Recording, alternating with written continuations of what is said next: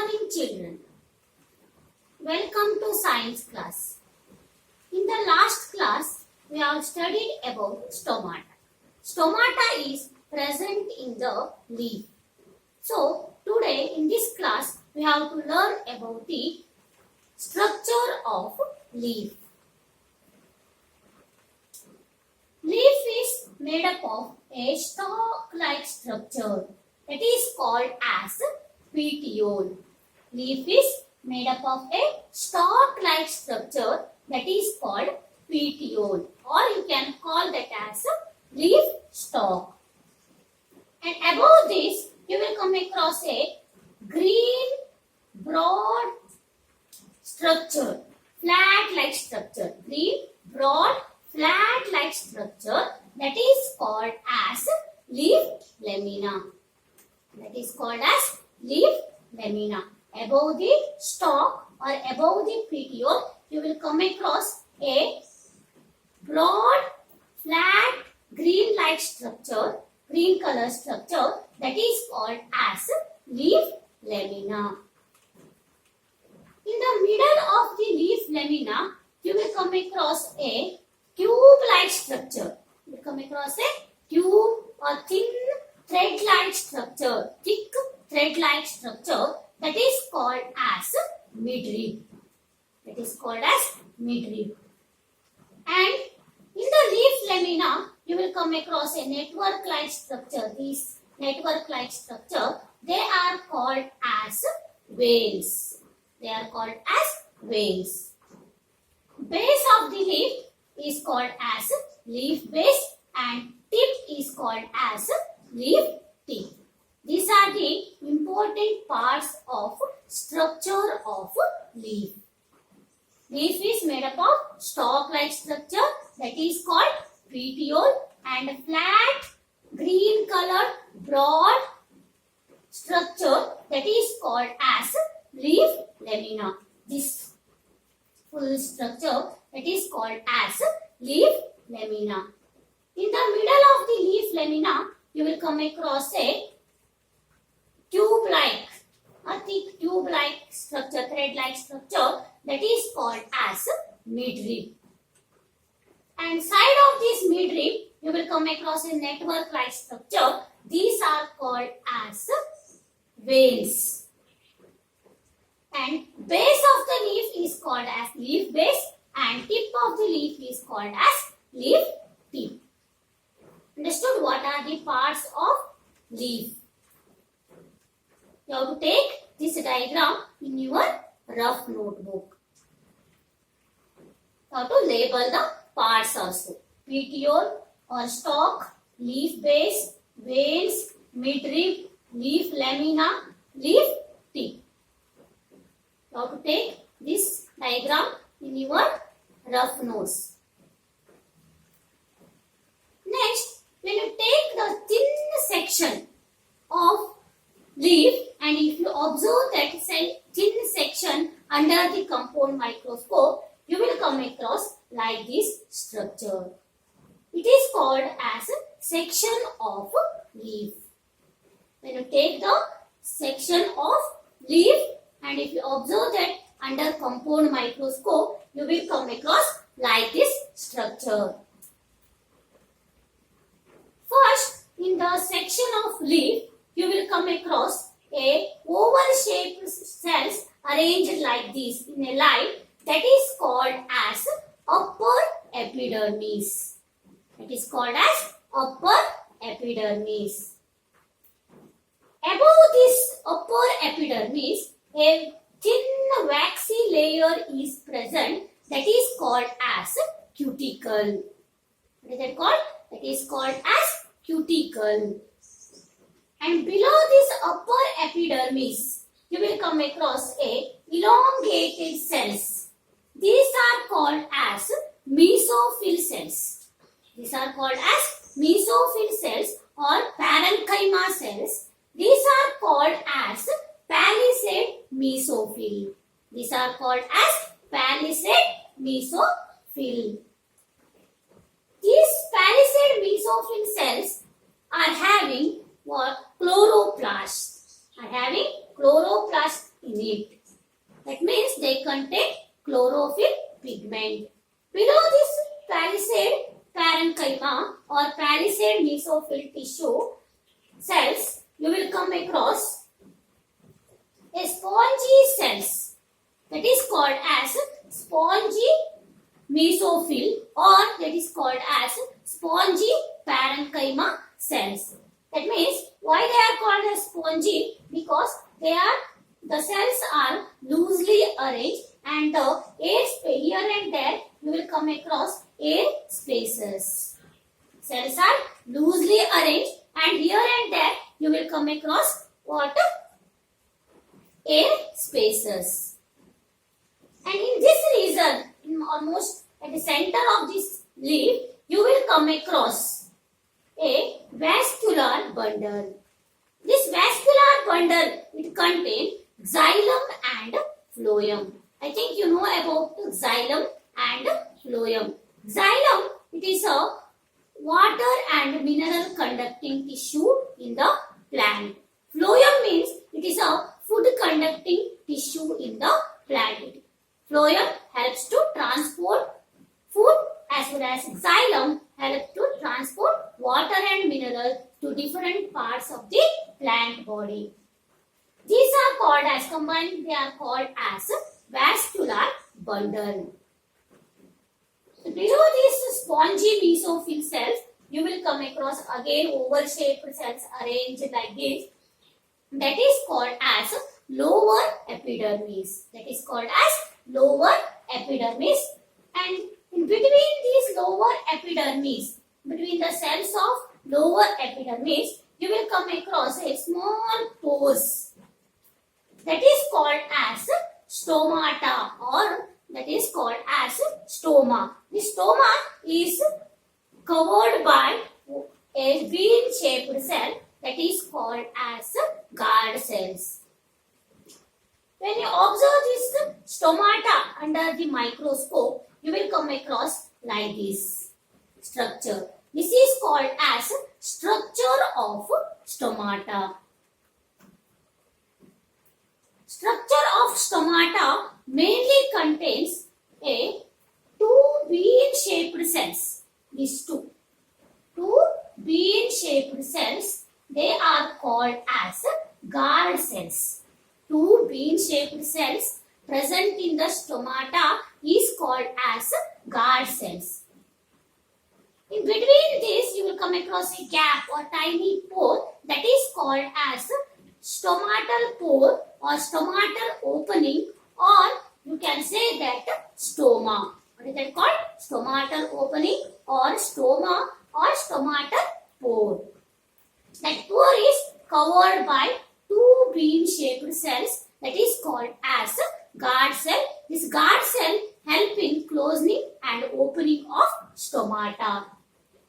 This bean-shaped cell, guard cell, that is made up of outer thin wall and inner thick wall. Outer wall is made up of two walls like this, two layers like this. That is called outer thin wall and inner thick wall. Inner wall is thick, outer wall is very thin. And in this cytoplasm, inside this wall, you will come across a cytoplasm that contains nucleus. And some cell organelles like chloroplast as well as vacuoles are present inside this guard cell. That chloroplast, this green color I have shown here, that is chloroplast, and again vacuoles are also present in the stomata. And surrounding these guard cells, you will come across some cells. These are called as subsidiary cells. These are called as subsidiary cells. This is about the structure of stomata. Stomata is a tiny pore present in the leaf, and it helps in the exchange of gases like carbon dioxide and oxygen, and it helps carbon dioxide to enter inside the leaf. The main function of stomata is exchange of gases. Okay, you have to take this diagram as well as this diagram. That is structure of stomata and section of leaf in your rough notebook.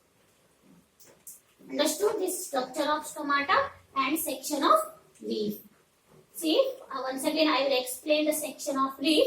That leaf is having a oval shaped cells arranged in a line that is called as upper epidermis.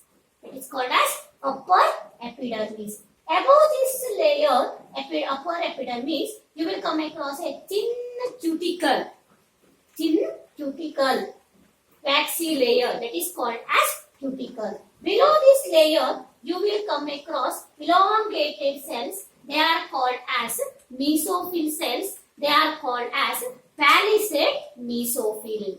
It is called as palisade mesophyll, and it is having chloroplast or chlorophyll pigment in it.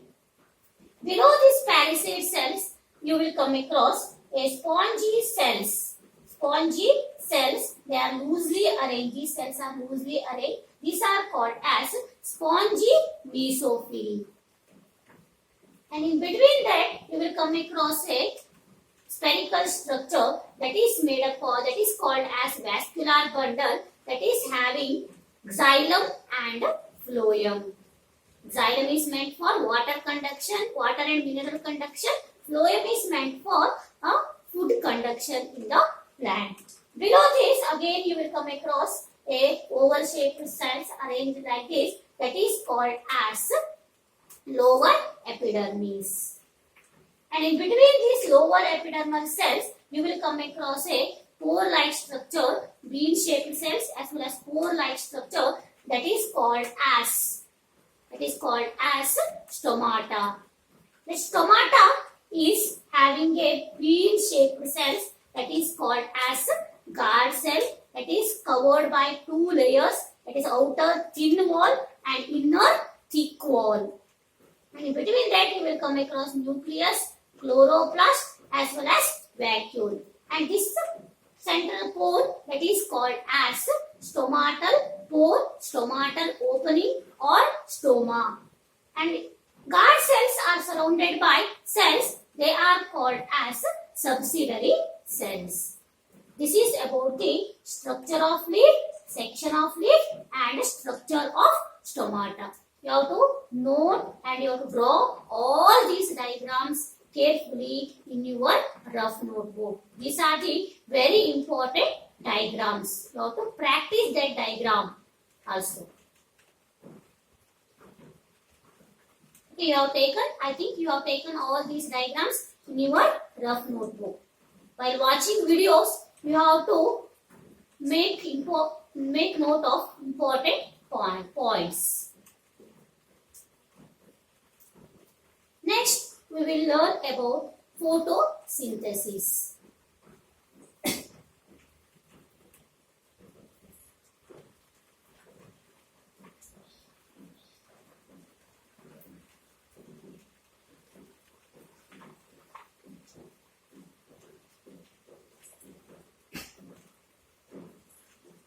In the last class, you have studied about photosynthesis. Photo means light, synthesis means preparation. That is the word meaning of photosynthesis. Now we have to discuss about what is the definition for, what is the meaning of photosynthesis.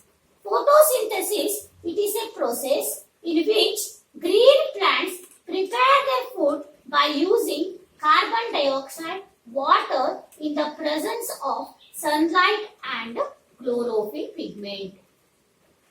Here is a process in which green plants prepare their food by using carbon dioxide, water, sunlight and chlorophyll.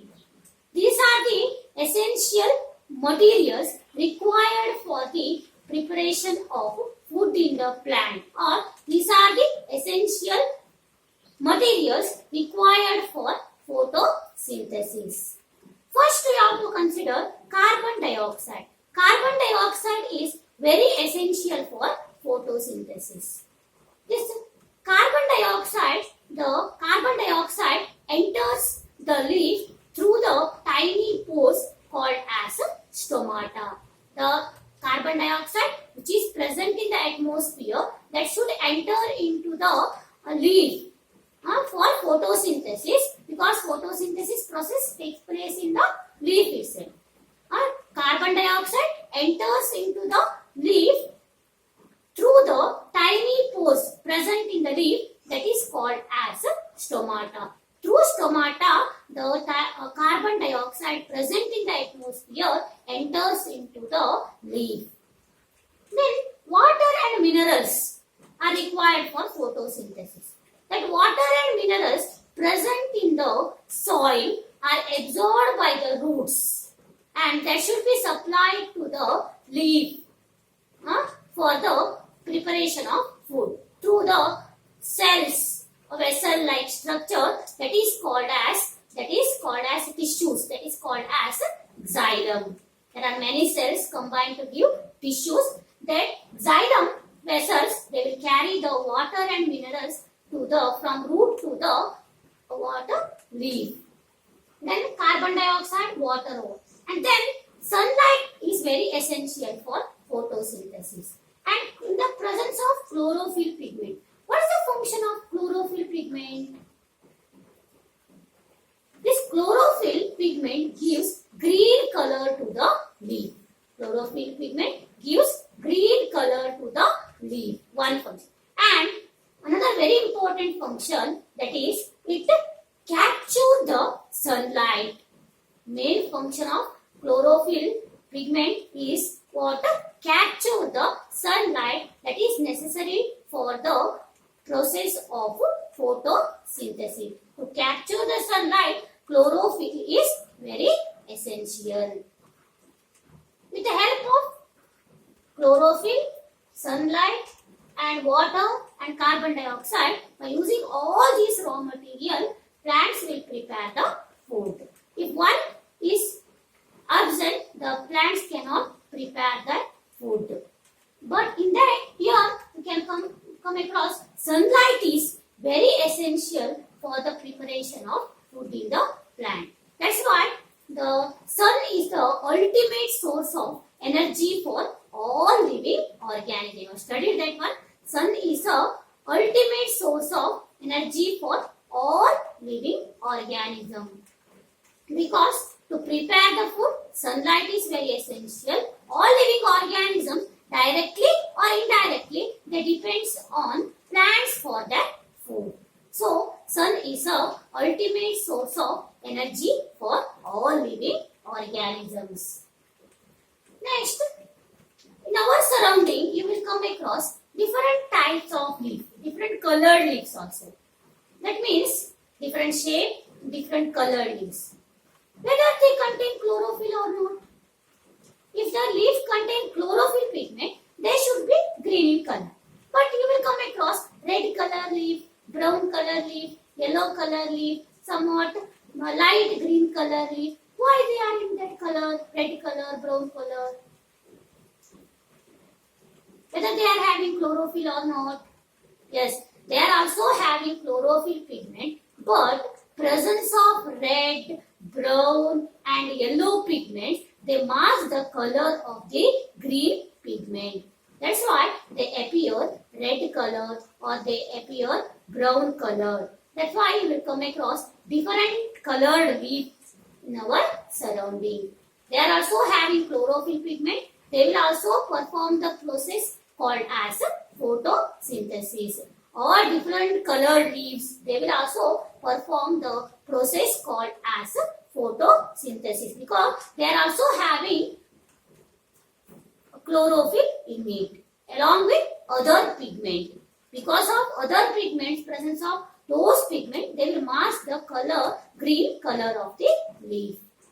So they appear green, so they appear red, brown or other colors. Next we have to discuss about the equation of photosynthesis. How you have to write the equation of photosynthesis? See, first, what is essential for photosynthesis? That one. First, carbon dioxide. You have to the carbon dioxide is very essential for photosynthesis. And again, what is required? Water is required for photosynthesis. Carbon dioxide plus water. And again, they will prepare the food in the presence of sunlight and chlorophyll. After photosynthesis, you will come across a product that is called as a carbohydrate. That is nothing but glucose that is stored in the form of starch. Starch is nothing but carbohydrate. It is made up of carbon, hydrogen and oxygen. And after this process, oxygen gas is liberated. That gas, oxygen liberated during photosynthesis, that is used by other organisms for respiration and other life processes. Carbon dioxide plus water, sunlight, in the presence of sunlight and chlorophyll, they will obtain carbohydrate or starch plus oxygen. Now take this equation also and definition as well as equation, very important. Carbon dioxide plus water, in the arrow mark you have to put arrow mark, and above that arrow mark you have to write sunlight, below that you have to write chlorophyll, and then carbohydrate, that is nothing but starch, and plus oxygen is liberated. This is the word equation of photosynthesis.